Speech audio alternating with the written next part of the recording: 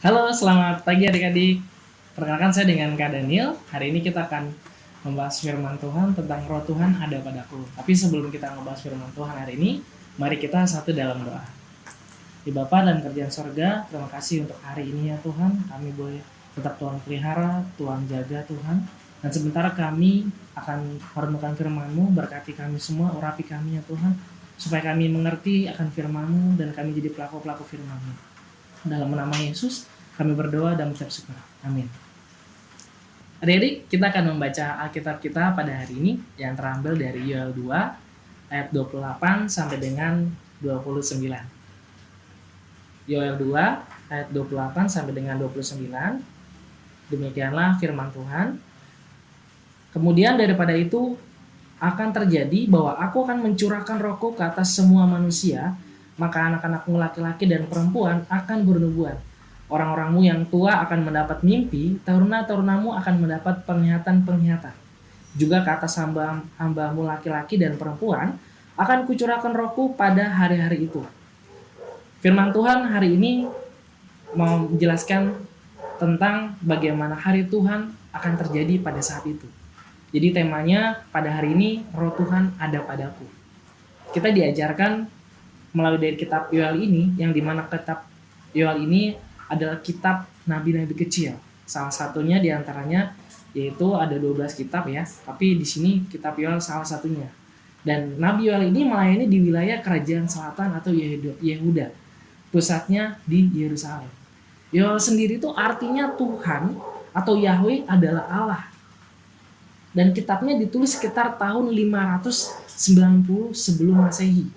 Yoel bekerja di sekitar Bait Allah dan berada di tengah-tengah umat yang sedang mengalami kesukaran dan penderitaan. Yoel menyerukan pertobatan karena kedatangan Tuhan sudah dekat.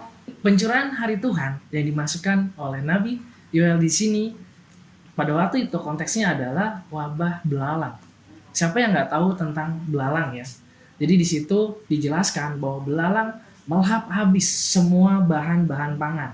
Dan ini menimbulkan bencana yang sangat-sangat luar biasa, yang pastinya gak enak banget pada zaman itu. Jadi makanya kenapa disebutkan dengan peristiwa adanya belalang tersebut untuk membuat bangsa Israel pada waktu itu atau umat Yehuda itu bertobat adik-adik.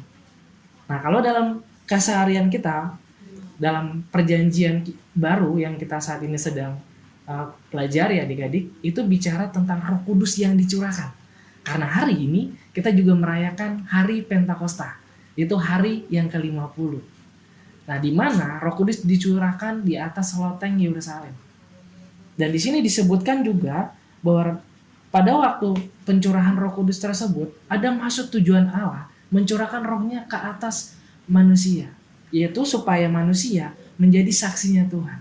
Apa cirinya bahwa kita dikuasai oleh Roh Kudus adalah kita percaya akan Tuhan Yesus sebagai Tuhan dan Juru Selamat kita. Seperti yang disebutkan dalam suratnya di dalam 1 Korintus 12 ayat yang ketiga. Jadi di sini disebutkan bahwa kita sebagai orang percaya yang percaya sama Yesus, cirinya adalah adanya Roh Kudus dalam diri kita. Dan juga bagaimana pencurahan Roh Tuhan sebagai tanda bahwa Tuhan berkenan dan tinggal di tengah-tengah umatnya. Nah, fungsi Roh Tuhan di sini adalah agar umat sanggup menjalani kehidupan yang sesuai dengan kehendak Tuhan. Itu yang pertama. Yang kedua adalah agar umat Tuhan dituntun Roh Tuhan tidak jatuh lagi ke dalam dosa. Dan yang ketiga, agar kekuatan Tuhan menyertai umatnya, sehingga umat menyadari bahwa Tuhan selalu bersama mereka, sehingga mereka dipakai sebagai alatnya Tuhan. Dan di sini disebutkan di ayat yang ke-28 bahwa aku akan mencurahkan rohku ke atas semua manusia, maka anak-anakmu laki-laki dan perempuan akan bernubuat. Orang-orangmu yang tua akan mendapat mimpi, taruna-tarunamu akan mendapat penglihatan-penglihatan. Jadi di sini jelas ya adik-adik bahwa Tuhan mau pakai kita sebagai anak-anaknya. Dan juga dalam kehidupan kita hari lepas hari, kita juga harus mengerti bahwa Roh Kudus memiliki peranan yang penting dalam kehidupan kita. Sebagai penguat, sebagai penghibur. Jadi kalau saat ini dalam masa pandemi COVID-19 ini kita lagi dalam masa-masa yang gak enak, masa-masa yang mungkin bosen di rumah, masa-masa di mana kita nggak ketemu teman-teman atau kita banyakkan di rumah, aktivitas kita ya adik-adik, itu kita jangan pernah berpikir Tuhan nggak bekerja, atau jangan kita isi dengan hal-hal yang nggak baik. Coba untuk kita semakin dekat sama Tuhan. Ingat, kita kemarin habis merayakan hari Paskah. Dan hari Paskah kita peringati sebagai hari kebangkitan Tuhan Yesus. Yesus sudah bangkit dalam diri kita. Untuk itu, biarlah kebangkitannya kita responin juga dari hari Pentakosta ini, yaitu hari di mana Tuhan mencurahkan rohnya, agar kita juga gak merasa terus-terusan sendiri, agar kita merasa bahwa Tuhan selalu beserta kita. Karena Tuhan janji sama kita, Ia tidak akan meninggalkan kita sebagai yatim piatu. Roh Kudus juga mengingatkan kita, membimbing kita dan menegur kita bila kita ada salah, bila kita tidak berjalan sesuai dengan kehendaknya Tuhan. Iman kita kepada Yesus Kristus itu tidak sia-sia adik-adik. Karena Tuhan Yesus telah memberikan Roh Kudusnya kepada kita. Supaya kita jangan pernah merasa kita ini sendirian. Kita ini hidup di dunia ini hanya sementara. Dan Tuhan tahu pasti banyak cobaan, pasti banyak yang namanya masalah yang terjadi dalam hidup kita. Bagaimana respon adik-adik dalam menanggapi hal tersebut?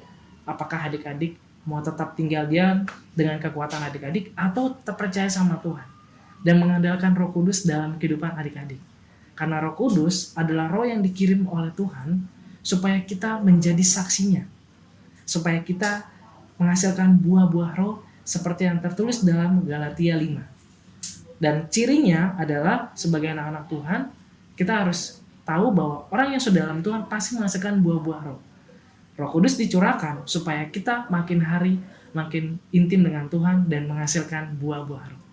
Untuk itu, mulai hari ini, di Pentakosta ini, hari yang ke-50 ini, kita belajar buat tetap mengandalkan Tuhan. Kita tetap intim sama dengan Tuhan.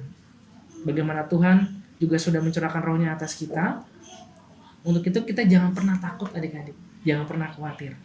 Kesimpulannya adalah, di hari Pentakosta ini, tetap setia sama Tuhan. Roh Kudus ada untuk menguatkan kita, membuat kita jadi pemenang. Bukannya jadi pecundang. Kita diminta Tuhan untuk jadi anak-anak Tuhan yang tetap kuat di masa pandemi COVID-19 ini. Dan luar biasanya adalah ada Roh Kudus yang akan memampukan kita untuk jadi anak-anak Allah, jadi saksi dimanapun kita berada. Selamat merayakan hari Pentakosta, hari yang ke-50. Tuhan Yesus memberkati. Adik-adik, kita akan berdoa. Mari kita tutup Alkitab kita. Mari kita satu dalam doa. Tuhan Yesus, terima kasih atas firman Tuhan yang sudah kami dengarkan pada hari ini. Biarlah kami jadi anak-anak Tuhan yang selalu percaya bahwa Roh Kudus ada dalam diri kami, sehingga kami boleh makin hari makin bertumbuh iman kami dalam Tuhan. Dan di hari Pentakosta ini juga kami belajar Tuhan bahwa Roh Kudus dicurahkan untuk membuat kami dimampukan menghadapi masalah pergumulan kami. Kuatkan kami, jadikan kami berkat di sekeliling kami untuk menjadi saksimu dan berkat bagi sekitar. Terima kasih Tuhan. Haleluya. Amin. Adik-adik, demikian firman Tuhan kita pada hari ini. Kita nanti akan lanjutkan kembali dalam ibadah bersama dengan keluarga ya. Kami ucapkan selamat hari Minggu, selamat hari raya Pentakosta. Tuhan Yesus memberkati.